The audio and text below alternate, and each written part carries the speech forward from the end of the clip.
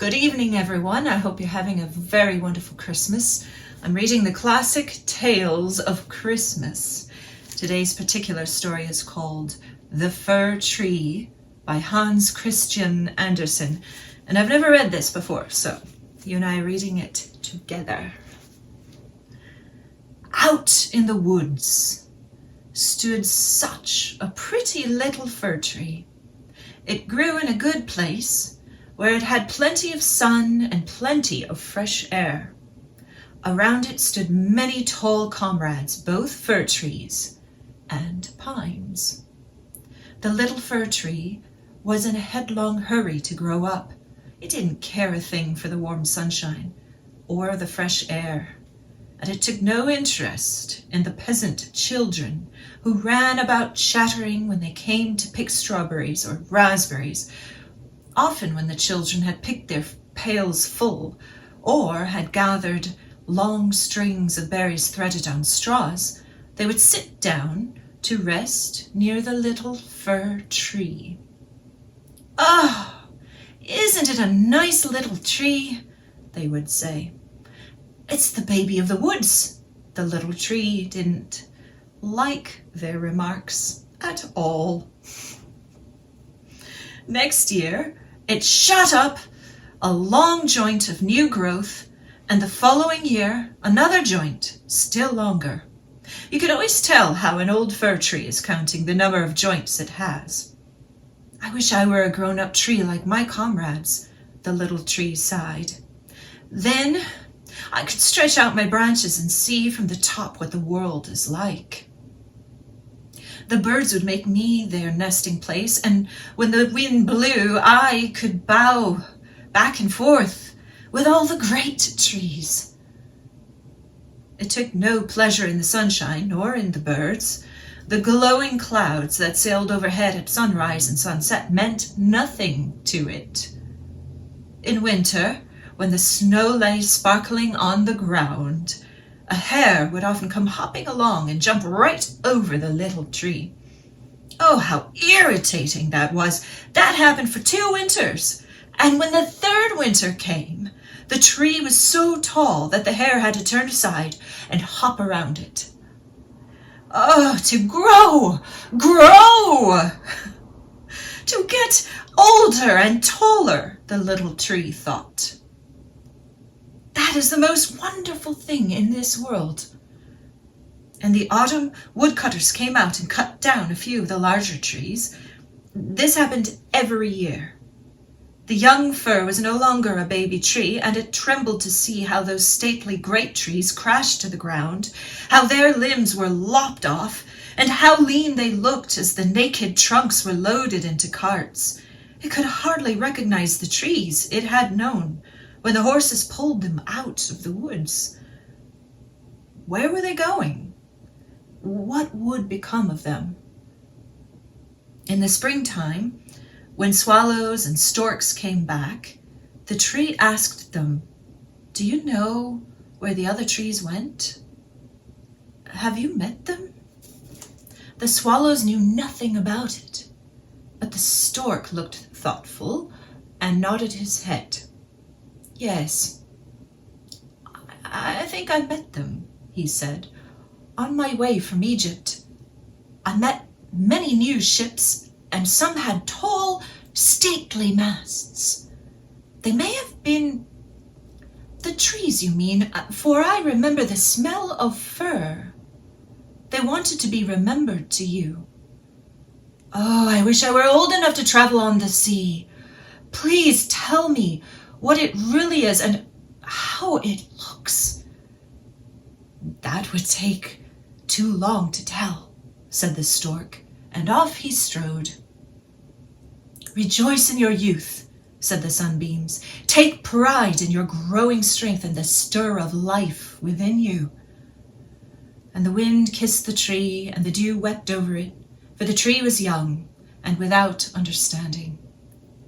When Christmas came near, many young trees were cut down. Some were not even as old or as tall as this fir tree of ours. Who was in such a hurry and fret to go traveling?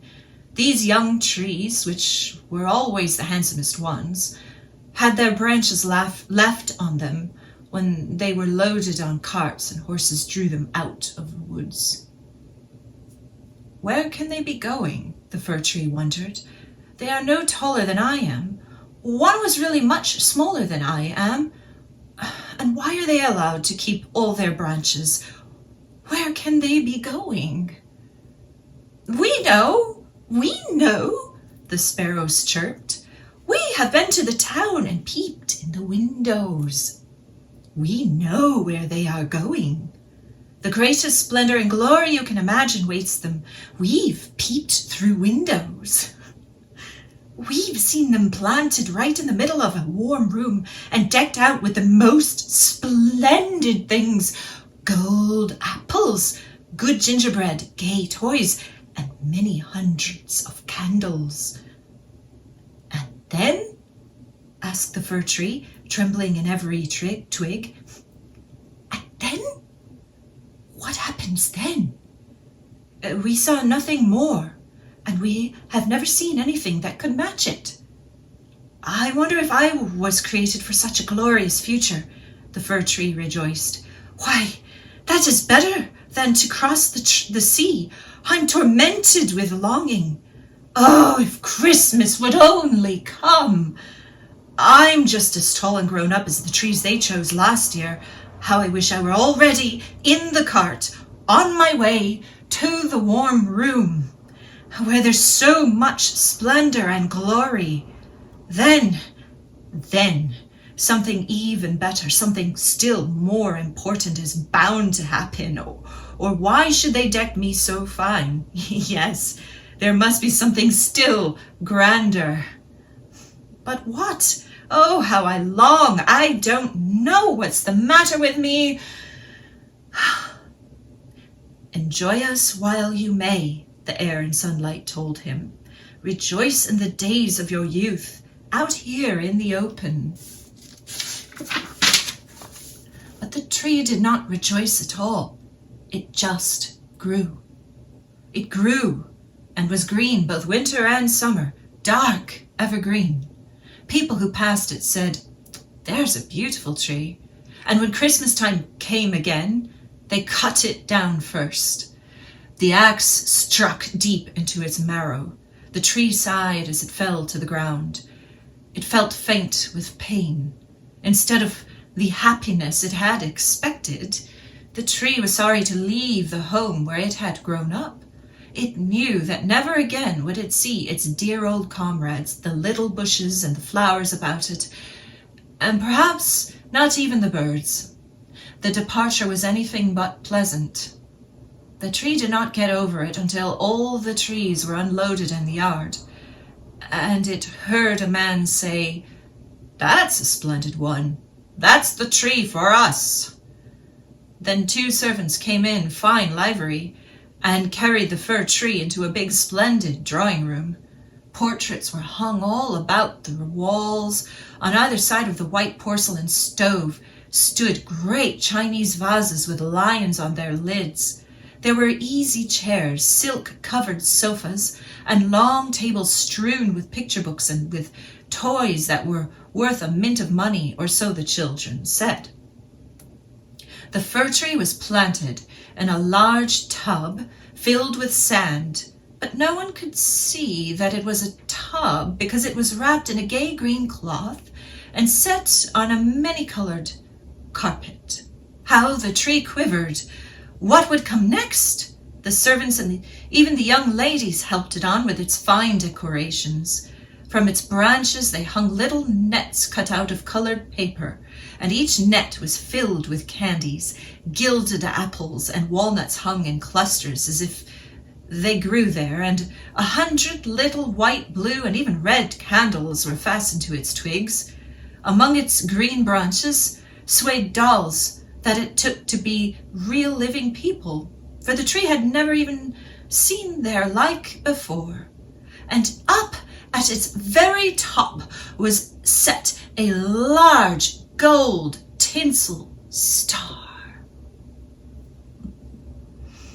It was splendid, I tell you. Splendid beyond all words. "Tonight," they all said. Ah, tonight, how the tree will shine. Oh, thought the tree, if tonight would only come, if only the candles were lit, and after that, what happens then? Will the trees come trooping out of the woods to see me? Will the sparrows flock to the windows? Shall I take root here and stand in fine ornaments all winter and summer long? That was how much it knew about it. All its longing had gone to its bark and set it to arching, which is as bad for a tree as a headache is for us. Now the candles were lighted. What dazzling splendor! What a blaze of light! The tree quivered so in every bough, a candle set one of its twigs ablaze. It hurt terribly. Mercy me! Cried every young lady, and the fire was quickly put out. The tree no longer dared rustle a twig. It was awful. Wouldn't it be terrible if it were to drop one of its ornaments? Its own brilliance dazzled it. Suddenly, the folding doors were thrown back, and a whole flock of children burst in, as if they would overturn the tree completely. Their elders marched in after them more sedately. For a moment, but only for a moment, the young ones were stricken speechless. Then they shouted till the rafters rang. They danced about the tree and plucked off one present after another. What are they up to? The tree wondered. What will happen next? As the candles burned down to the bark, they were snuffed out one by one. And then the children had permission to plunder the tree. They went about it in such earnest that the branches crackled, and if the tree had not been tied to the ceiling by the gold star at top, it would have tumbled headlong. The children danced about it with their splendid playthings. No one looked at the tree now except an old nurse who peered in among the branches, but this was only to make sure that not an apple or fig had been overlooked. Tell us a story, tell us a story, the children clamored as they towed a fat little man to the tree. He sat down beneath it and said, Here we are in the midst of the woods, and it will do the tree a lot of good to listen to our story. Mind you, I'll tell only one. Which will you have, the story of Ivedy Avedy, or the one about Humpty Dumpty who tumbled downstairs yet ascended the throne and married the princess? Ivedy Avedy, some cried. Humpty Dumpty, cried the others. And there was a great hullabaloo. Only the fir tree held its peace, though it thought to itself, Am I to be left out of this? Isn't there anything I can do? For all the fun of the evening had centered upon it, and it had played its part well. The fat little man told them all Humpty Dumpty who tumbled downstairs and yet ascended the throne and married the princess, and the children clapped and shouted, Tell us another one! Tell us another one! For they wanted to hear about Ivedy Avedy too, but after Humpty Dumpty, the storytelling stopped. The fir tree stood still as it pondered how the birds in the woods had never told it a story to equal this. Humpty Dumpty tumbled downstairs, yet he married the princess. Imagine! That must be how things happen in the world. You never can tell.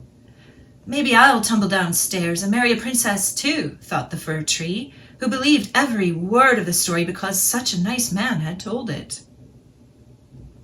The tree looked forward to the following day, when it would deck it again with fruits and toys and candles and gold. Tomorrow I shall not quiver, it decided. I'll enjoy my splendor to the full. Tomorrow I shall hear about Humpty Dumpty again, and perhaps the Ivedy Avedy too. All night long the tree stood silent as it dreamed its dreams. The next morning the butler and the maid came in with their dusters. Now my splendor will be renewed, the fir tree thought. But they dragged it upstairs to the garret, and there they left it in the dark corner where no daylight ever came. What's the meaning of this? The tree wondered. What am I going to do here? What story shall I hear? It leaned against the wall, lost in dreams. It had plenty of time for dreaming as the days and nights went by. Nobody came to the garret. And when at last somebody did come, it was only to put many big boxes away in the corner. The tree was quite hidden. One might think it had been entirely forgotten. It's still winter outside, the tree thought. The earth is too hard and covered with snow for them to plant me now. I must have been put here for shelter until springtime comes. How thoughtful of them! Oh, good people are. Only I wish it weren't so dark here and so very, very lonely. There's not even a little hare. It was so friendly out in the woods when the snow was on the ground and the hare came hopping along. Yes, he was friendly even when he jumped right over me, though I did not think so then. Here it's all so terribly lonely. Squeak, squeak, said a little mouse just then. He crept across the floor, and another one followed him. They snuffed the fir tree and rustled in and out among its branches. It is fearfully cold, one of them said. Except for that, it would be very nice here, wouldn't it, you old fir tree? I'm not at all old, said the fir tree. Many trees are much older than I am. Where did you come from? The mice asked him. And what do you know? They were most inquisitive creatures. Tell us about the most wonderful, beautiful place in the world. Have you been there? Were you ever in the larder where there are cheeses on shelves and hams that hang from the rafters? It's the place where you can dance upon tallow candles, where you can dart in thin and squeeze out fat. I knew nothing of that place, said the tree. But I know the woods, where the sun shines and the little birds sing. Then it told them about its youth. The little mice had never heard the like of it. They listened very intently and said, My, how much you have seen, and how happy it must have made you. I? The fir tree thought about it. Yes, those days were rather amusing. And it went on to tell them about Christmas Eve and when it was decked out with candles and candies. Oh, said the little mice, how lucky you have been, you old fir tree. I am not old at all, it insisted. I came out of the woods just this winter, and I'm really in the prime of life, though at the moment my growth is suspended. How nicely you tell things, said the mice. The next night they came with 4 other mice to hear what the tree had to say. The more it talked, the more clearly it recalled things, and it thought, those were happy times. But they may still come back. They may come back again. Humpty Dumpty fell downstairs, and yet he married the princess. Maybe the same thing will happen to me, it thought about a charming little birch tree that grew out of the woods. To the fir tree, she was a real and lovely princess. Who is Humpty Dumpty? The mice asked it. So the fir tree told them the whole story, for it could remember it word by word. The little mice were ready to jump to the top of the tree for joy. The next night, many more mice came to see the fir tree, and on Sunday, 2 rats paid it a call. But they said that the story was not very amusing. This made the little mice so sad that they began to find it not very interesting either. Is that the only story you know? The rats asked. Only that one, the tree answered. I heard it on the happiest evening of my life, but I did not know then how happy I was. It's a very silly story. Don't you know one that tells about bacon and candles? Can't you tell us a good larder story? No, said the tree. Then goodbye, and we won't be back, the rats said, and went away. At last the little mice took to swaying away too. The tree sighed. Oh, wasn't it pleasant when those gay little mice sat around and listened to all that I had to say? Now that too is past and gone. But I will take care to enjoy myself once they let me out of here. that be? Well, it came to pass on a morning when people came up to clean out the garret. The boxes were moved, the tree was pulled out and thrown hard, on the floor. But a servant dragged it at once to the stairway, where there was daylight again. Now my life will start all over, the tree thought. It felt the fresh air and the first sunbeams strike it as if it came out into the courtyard. This all happened so quickly, and there was so much going on around it, that the tree forgot to give open a glance at itself. The courtyard adjoined a garden where flowers were blooming. Great masses of fragrant roses hung over the picket fence. The linden trees were in blossom, and between them the swallows skimmed past, calling, "Tee-lira-lira-lee, my love's come back to me." But it was not the fir tree of whom they spoke. "Now I shall live again," it rejoiced, and tried to stretch out its branches. Alas, they were withered and brown and brittle. It was tossed into a corner among weeds and nettles, but the gold star that was still tied to its top sparkled bravely in the sunlight. Several of the merry children, who had danced around the tree and taken such pleasure in it at Christmas, were playing in the courtyard. One of the youngest seized upon it and tore off the tinsel star. Look what is still hanging on that ugly old Christmas tree," the child said, and stamped upon the branches until they cracked beneath his shoes. The old tree saw the beautiful flowers blooming freshly in the garden. It saw itself and wished that they had left it in the darkest corner of the garret. It thought of its own young days in the deep woods, and of the merry Christmas Eve, and of the little mice who had been so pleased when it told them the story of Humpty Dumpty. "My days are over and past," said the poor tree. "Why didn't I enjoy them while I could? Now they are gone, all gone." A servant came and chopped the tree into little pieces. These heaped together quite high.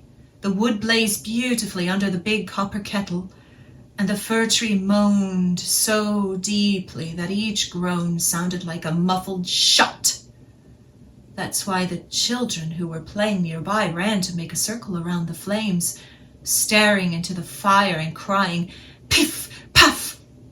But as such groans burst from it, the tree thought of a bright summer day in the woods, or of a starlit winter night. It thought of the Christmas Eve, and thought of Humpty Dumpty, which was the only story it had ever heard and knew how to tell. And so the tree was burned completely away. The children played on it in the courtyard. The youngest child wore on his breast the gold star that had topped the tree on its happiest night of all. But that was no more, and the tree was no more. And there's no more to my story. No more, nothing more. All stories come to an end. I hope you liked that one. Thank you for joining me. I hope you have a wonderful, happy Christmas.